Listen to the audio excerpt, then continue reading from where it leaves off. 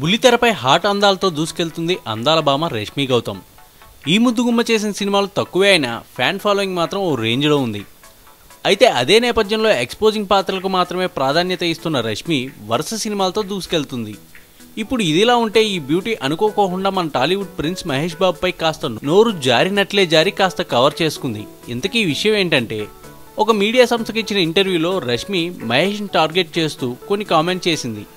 ఇంతకీ ఆ కామెంట్స్ ఏంటంటే, మహేష్ బాబును మొత్తంగా ముద్దు పెట్టుకోవాలని ఉంది, తనకు అవకాశం వస్తే మహేష్ను కిల్ చేస్తానంటుంది రష్మి. ఇంతకీ ఈ భామకి ప్రిన్స్ మీద అంత కోపం ఎందుకు వచ్చిందంటే, మహేష్ లాంటి అందగాడు అప్పుడే పెళ్లి చేసుకుని తనలాంటి వాళ్లకు అన్యాయం చేశాడని రష్మి బాధ.